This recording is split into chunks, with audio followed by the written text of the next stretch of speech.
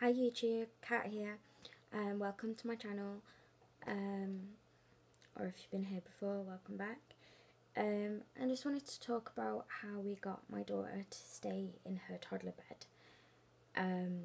We basically had to sleep train her. So she was still getting used to her new bedroom because we moved house when she was 16 months old. When we had her, we didn't realise that we would be moving house when she was that young, and we had always said that we'd want her to go in a toddler bed at about 18 months. But obviously you can't predict the future. We ended up moving, and obviously we can help the timing. So she was still getting used to her new bedroom. We didn't want to confuse things even more, and force her to get used to a new bed at the same time. So we left it a bit, but then at about 21 months, she started climbing out of her cot, and obviously that's dangerous. So we had to change her bed into a toddler bed because she's got a like a convertible cot bed. So we just had to change it from cot bed to toddler bed, or cot to toddler bed rather. But we did get her a new mattress because that one was like nearly 2 years old. And yeah, then she had all this new extra freedom and wanted to explore it. So she was climbing all over the place. We had like child-proofed it and stuff before changing it into a toddler bed. Putting locks on stuff and the safety plugs in the sockets. But yeah, she was just. We have a futon in her room. We're going to be getting rid of it soon, but she was falling asleep on there a lot of the time because she'd be messing around with the chest of drawers that she has her clothes in that's next to the futon, and she'd be crashing out on the futon basically after messing around, and then we'd move her to the toddler bed once she'd fallen asleep.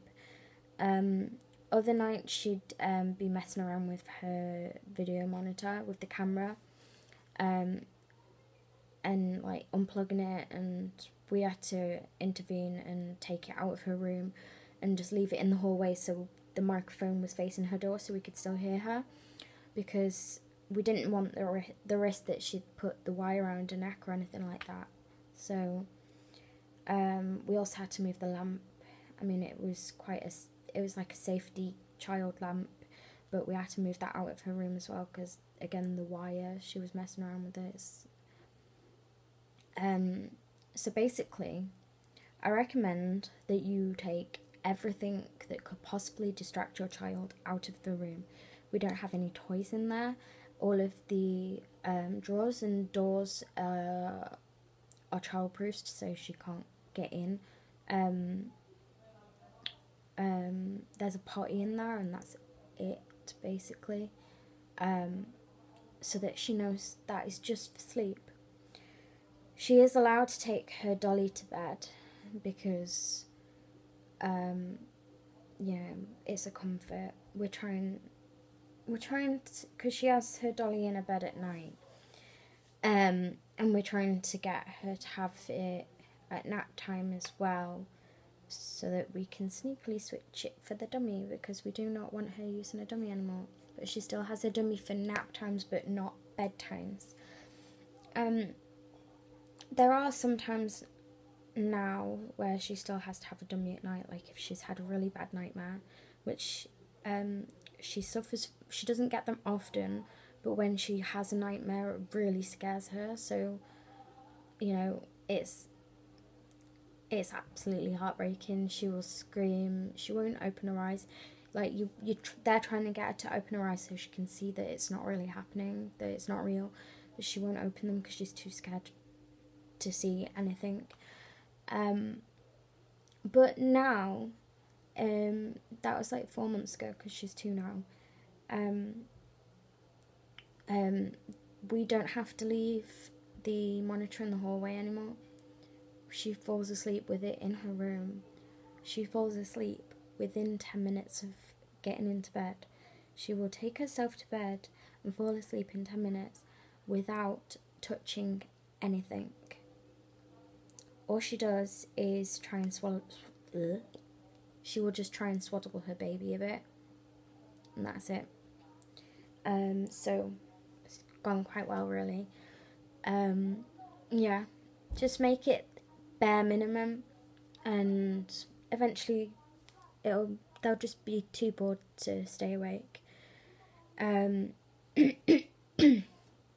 Yeah. I hope you found that helpful. If you have any questions at all, then feel free to ask in the comments below. Thank you very much for watching. If you're interested in more motherhood related videos, or even cloth nappy or cloth pad related videos, then please subscribe to my channel. If you found this helpful, please like, and I'll see you in the next video. So thanks for watching, bye.